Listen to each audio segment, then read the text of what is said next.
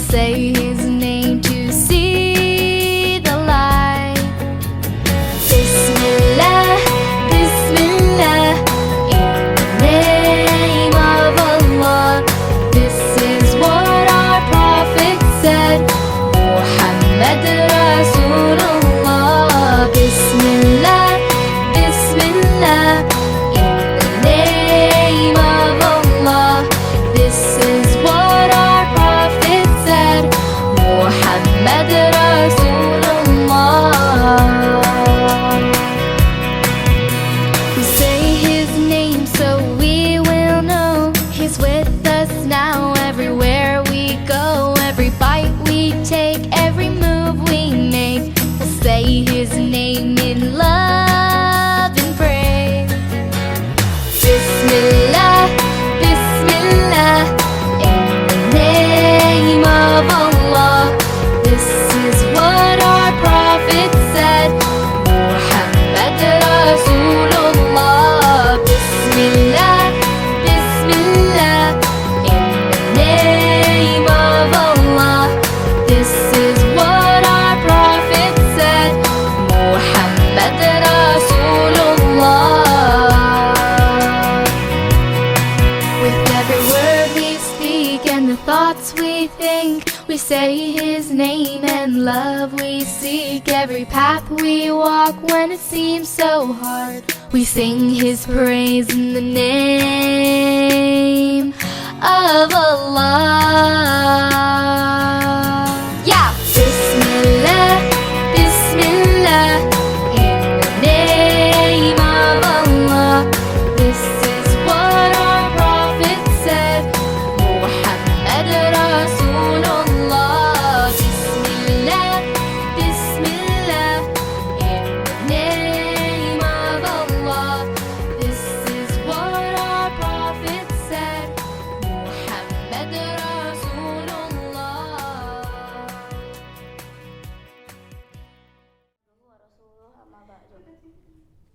Puji syukur mari kita panjatkan kehadiran Allah Subhanahu wa taala yang telah menghadirkan kita di acara Incredible Fajar ini. Tak berlama-lama saya akan rangkaian materi. Yang pertama pembukaan, yang kedua pemaparan materi, dan yang ketiga penutupan. Kepada Teh Nabila, waktu dan tempatnya saya persilahkan.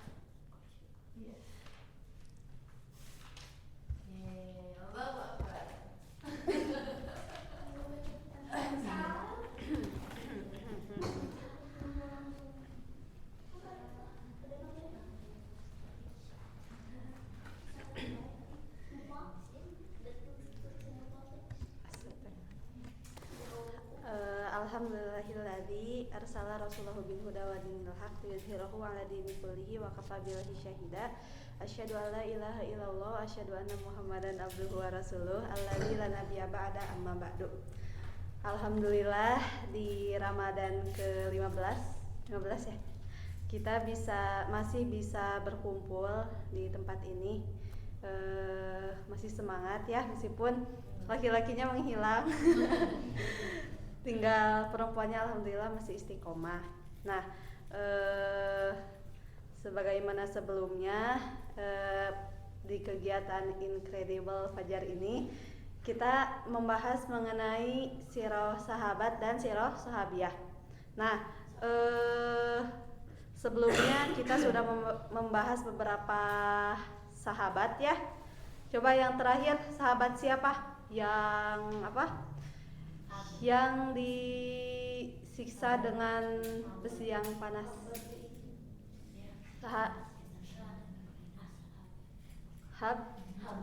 Habab ya. Khobab. Nah, untuk yang sekarang kita akan meneladani kisah dari seorang sahabat Rasulullah yang bernama Khubayb bin Adi. Nah, beliau ini merupakan seorang sahabat yang sama-sama mengalami penyiksaan yang sangat ganas lah dari orang-orang kafir Quraisy. Nah, beliau ini dijuluki sebagai pahlawan yang syahid di kayu salib. Karena kenapa beliau ini jadi orang Quraisy ini pertama kali melakukan penyiksaan dengan cara disalib itu ya ini kepada Khubayb gitu ya. Nah, dia ini merupakan seorang sahabat Ansor ya. Ansor itu dari mana? Mekah atau Madinah? Madinah. Nah, beliau ini merupakan seorang sahabat Ansor dari Madinah yang memiliki yang masuk Islam gitu ya. Nah, dia ini merupakan seseorang yang memiliki karakter yang tegas gitu ya. Jadi kalau masalah agama, masalah Islam dia itu sangat tegas dan tidak bisa ditawar-tawar. Seperti Rasulullah yang beliau itu merupakan sosok yang sangat lembut terhadap keluarganya, terhadap sahabatnya, terhadap orang-orang. Tapi ketika agama Islam direndahkan atau hukum Islam diselewengkan, beliau adalah orang yang paling keras gitu ya. Nah, suatu hari gitu di perang Badar, jadi Khubayb ini pernah mengikuti perang Badar, merupakan seorang sahabat yang berani mati gitu ya.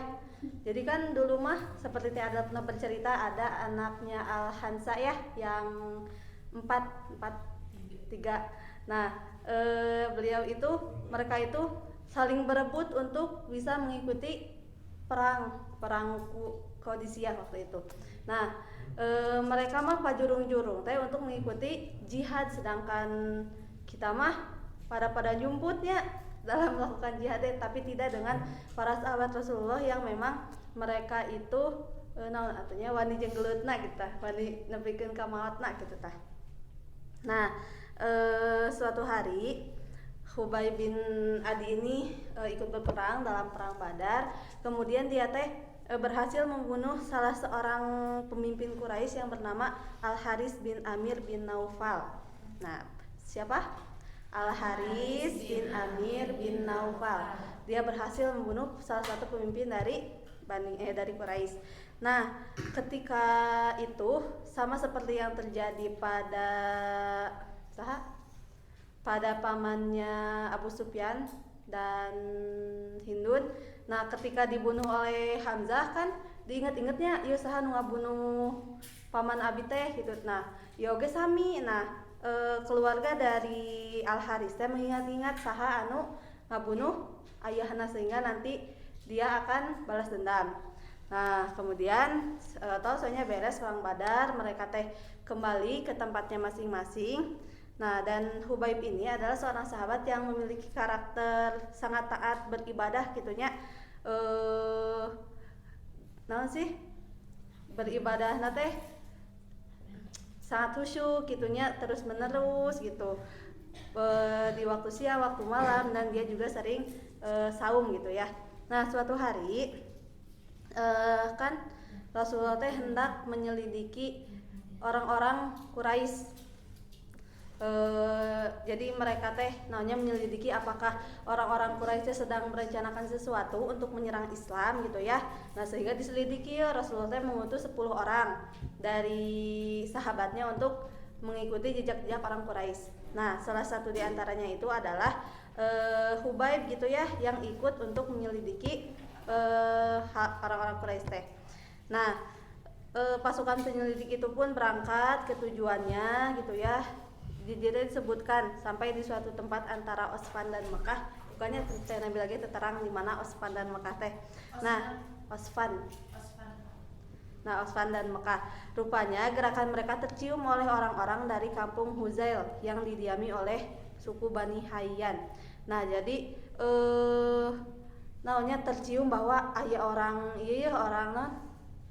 tidak dikenal ya gitunya yang sedang menyelidiki sesuatu sahaya gitu tadi dituturkeun ku orang-orang dari kampung Huzail teh dengan mereka teh membawa para pemanah yang sangat mahir gitunya, jago memanah. Nah, suatu ketika pasukan Bani Hayyan teh hampir kehilangan jejaknya gitu ya, mengikuti orang-orang muslim teh, tapi mereka teh menemukan aya biji kurma yang jatuh dan cukup banyak gitunya.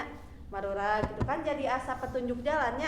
Nah, nu tadina hampir kehilangan jejak, tapi aya salah seorang di antara mereka teh nyandakan biji kurma. Oh, jadi we kapendak. Dan ternyata ketika dilihat biji-biji itu teh berasal dari berasal dari Madinah gitu ya. Nah, terus diikuti we-nya dengan petunjuk biji-biji kurma yang berceceran di tanah. Mereka terus berjalan. Nah, tidak lama di situ setelah diikuti kapendak ya tadi 10 orang tadi tehnya yang diantaranya teh ada Hubaib kapendak we. Nah, terus dikejar-kejar lalu oleh pemimpin dari pasukan penyelidik dari Islam namanya Asim, disuruh we teman-teman teh menaiki bukit. Sok narai cenah, narai ka luhur cenah. Nah, para pemanah teh pas mendekat gitunya mereka teh mengepung. Sok cenah di pasihan pilihan lah, apakah kalian akan menyerah dengan jaminan tidak akan dianiaya cenah atau mau menyerah. Ya tentunya mereka tidak, orang Islam tidak mau sahabat tidak mau menyerahnya hanya karena menyerahkan dirinya kepada orang-orang kafir, kepada orang-orang musyrik. Nah, para pengepung minta agar kaum muslimin menyerahkan diri cenanya. Nah, kemudian Asim, pemimpin dari umat Islam, ia menyatakan, adapun aku demi Allah aku tak akan turun mengemis perlindungan orang musyrik. Ya Allah, sampaikanlah keadaan kami ini kepada Nabi-Mu cenah. Nah, tidinya teh langsung dipanahnya para sahabat 10 tadi teh. Sehingga 7 orang di antara mereka teh syahid. Nya sawe tiluan di antara teh aya Hubaib dan 2 orang sahabatna. Nah, kemudian para pemanah eta teh mendekati Hubaib dan salah di antara sahabatna dan salah seorang teman teh di naon sih? Nyalah menguraikan tali gitunya, ngaluarkeun tali. Kemudian dibunuh gitunya si orang eta teh sesawe 2. Nah, 8 orang meninggal, tetapi nu 2 orang teh tidak menyerah gitunya. Hubaib dan seorang temannya yang seorang lagi yaitu Zaid berusaha melepaskan tali ikatan mereka. Nah, jadi kan sadayana talian berusaha dilepaskan tali nanti, tapi dah hesenya dah pasti pageuh gitunya. Nah, kemudian 2 teh dicandak ku para pemanah durhaka eta teh nya, dicandak 2 eta teh. Nah, kemudian ketika dibawa we nya, nah tadi keluarga saha Al Haris mereka teh mengingat-ingat saha gitunya nu basa eta ngabunuh teh, dan ternyata mereka teh ingat bahwa yang membunuh Al Haris teh adalah Hubaib gitu. Nah, dibeli Hubaib teh sebagai budak. Untuk apa tujuannya? Supaya mereka teh bisa puas menyiksa Hubaib gitunya, dipeser, disiksaan gitunya. Kabayang gitunya. Kabayang kannya orang anu dendam gitu Jawa kan, mun orang dengar kisah orang-orang dahulu gitunya, asa di luar nalar gitunya, penyiksaan teh kan anu sampai digergaji teh nya, aya anu dipisahkan antara tulang dan daging gitu. Ngeri gitu ya. Nah, ya oge Hubaib gitu dibeli terus disiksa gitunya. Nah, terus mereka teh berpikir naonnya siksaan anu bakal dilakukan deui ka Hubaib teh cenanya. Mereka teh merundingkannya cenah, tapi cenanan. Nah, kemudian tadi teh kemudiannya selain ka Hubaib disiksa, di tempat lain pun ada seorang sahabat yang bernama Zaid bin Ditsinah. Dia itu disiksa dengan cara ditusuk ya oleh tombak dari dubur. Dubur tahu dubur? Dubur teh tempat keluarnya kotoran BAB ya saeta. Nah, ditojos didinya sampai ikun Kak tembus Kak kepalana. Nah, mereka teh berpikir bahwa dengan bercerita seperti itu Hubaib teh bakalan sieun gitunya, bakalan menyerah. Tapi naon, Hubaib mah tidak takut sama sekali gitu ya. Bahkan jiwana teh tenang karena sama Allah teh diberi ketenangan gitu ya. Nah, terus cenah dia teh beribadah we nya Hubaib teh, meskipun dalam keadaan seperti itu dia teh di penjara cenah, tapi dia teh terus saya beribadah. Bahkan suatu hari cenanya ketika anak dari Al Haris dia teh melihat ke penjara Hubaib, dia teh di situ teh melihat Hubaib teh cenanya dalam keadaan di talian. Hubaib teh memakan nasi di pinggir teh aya pohon anggur cenah, dan Hubaib teh bisa memakannya cenanya sehingga dia teh takjub cenah bahwa ieu teh benar gitunya rezeki ti Allah, sebagaimana dalam kisah Maryam ketika Maryam berada di mihrabnya, kemudian Nabi Zakaria masuk. Nabi Zakaria teh melihat ada banyak makanan berupa buah-buahan gitu ya. Dan ketika ditanya dari mana gitu, itu teh Maria menjawab bahwa ini dari Allah. Nah, itu juga yang terjadi kepada Hubaib gitu ya. Ketika dalam penjara dia tidak berdaya, tapi Allah memberikan rizki gitu ya, menetapkan rizkinya. Nah, kemudian tadinya disampaikan bahwa Zaid bin Ditsinah teh disiksa seperti itu, nyata sih Hubaib teh nya gitunya. Nah, terus mereka teh menguji gitunya, menguji Hubaib gitu supaya bisa menyerah gitunya. Tapi kan umat para sahabat zaman dulu tidak semudah itu kan ya untuk menyerahkan dirinya kepada kaum musyrikin. Nah, terus karena Hubaib itu menyerah wae, tentunya orang-orang kafir teh beuki ambeknya kesel cenanya ieu teh henteu menyerah wae gitu tah. Nah, dan ketika mereka sudah berputus asa gitu ya, ketika apa yang mereka harapkan tidak sesuai, mereka teh membawa Hubaib ke sebuah tempat yang bernama Tanim. Tanim, bukan naon eta teh nya. Nah, dan sebelum mereka melaksanakan penyiksaan itu, Hubaib teh meminta untuk sholat 2 rakaat cenanya.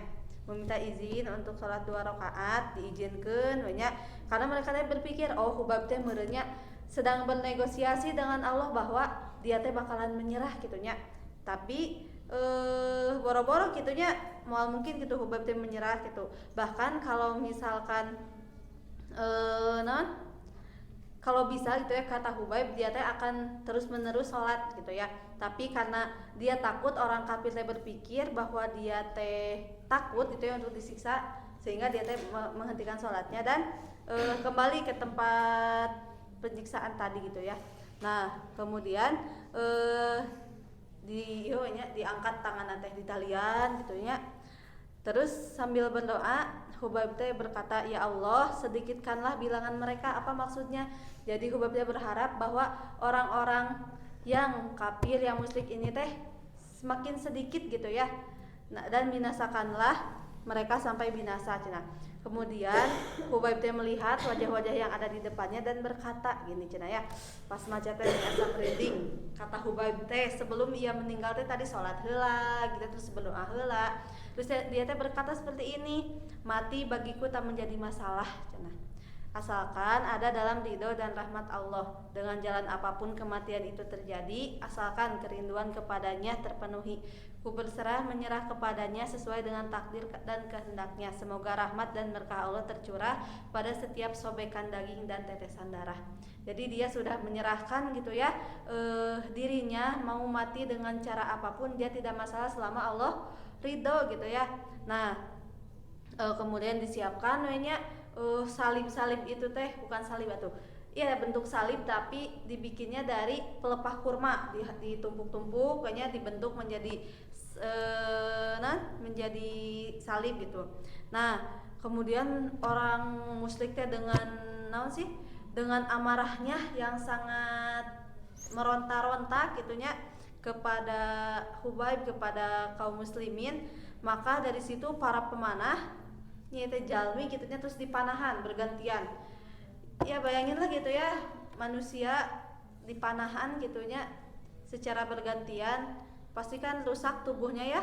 Dan selain tidak hanya dipanah, bayangkannya kalian pernah lihat kalau kurban ada sapi atau domba yang digantung terus disayat-sayat gitu ya.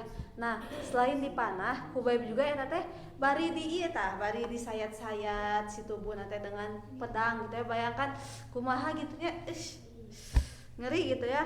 Nah, kekejaman yang di luar batas ini sengaja dilakukan secara perlahan terhadap pahlawannya, terhadap sahabat Rasulullah teh gitu ya.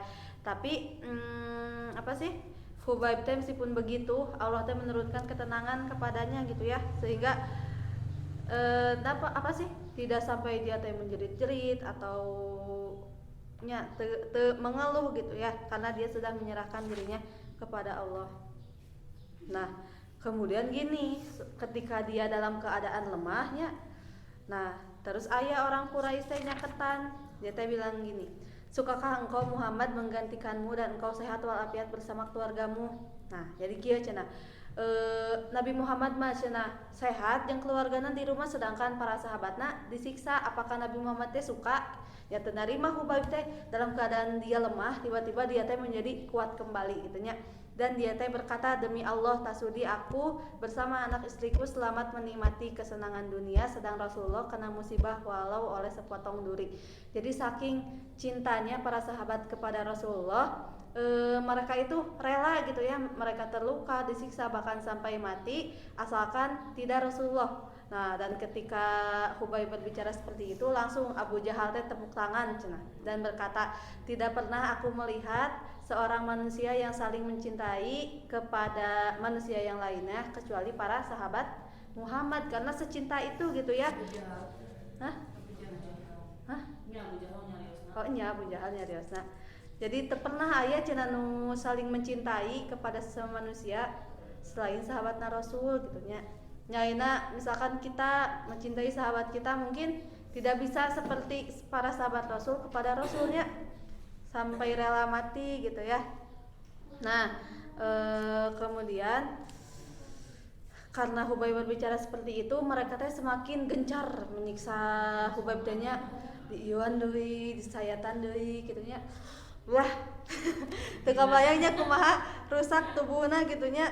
Nah, di situ teh cenah udah berkerumun, ada burung-burung cenahnya anu seperti sudah menunggu orang-orang pergi dan bisa memakan tubuh Hubaib. Tapi ketika itu teh cenah burung-burung itu teh nu tadina seperti mau memakan, mereka teh seperti yang ngobrol cenah. Dan tidak jadi memakan, mereka teh pergi cenah, seolah-olah tahu oh bahwa ini teh adalah orang soleh gitu ya, pergi we si burung-burung eta teh. Nah, terus karena sebelumnya geuning orang Hubaib dan para sahabatnya pernah berbicara, ya Allah tolong sampaikan keadaan kami kepada nabimu. Nah, dan ketika itu Rasulullah teh sedang di Madinah, kan Hubaib di Mekah. Rasulullah teh mendapat sebuah firasat lah bahwa bahwa ada dia teh terbayang seorang sahabat cenah yang tergantung di awang-awang gitunya, digantung badanna teh.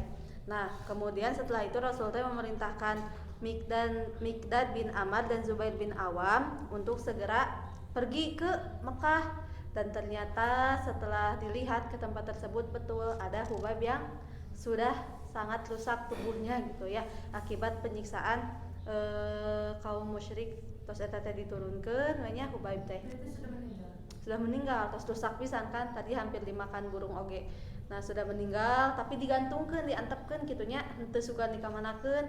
Jadi sepertina nya di zaman dulu mah hal-hal seperti itu teh biasanya seperti perang, terus kan dipotong kepalana, digantungkeun. Itu teh hal biasa kitu nya bagi orang-orang Arab zaman dulu.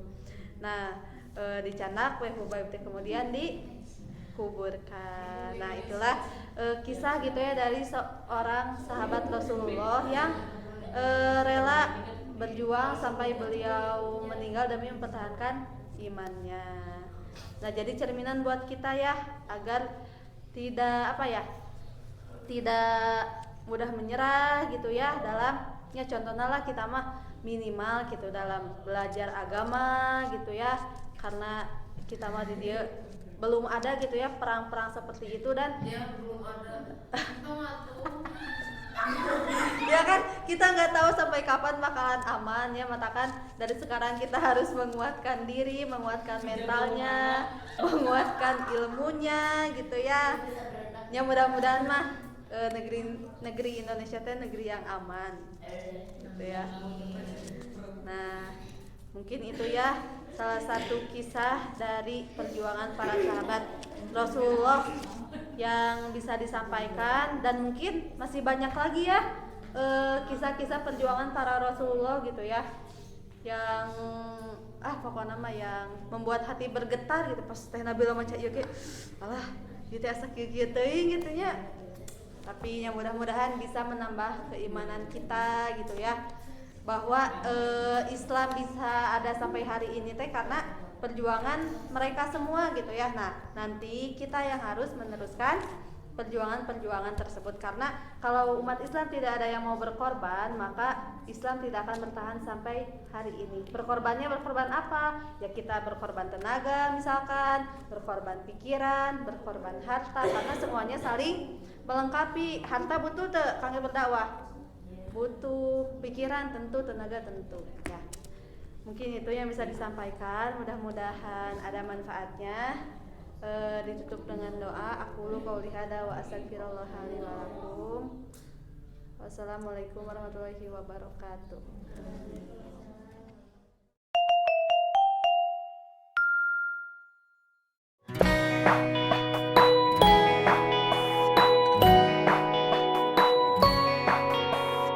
Bismillah.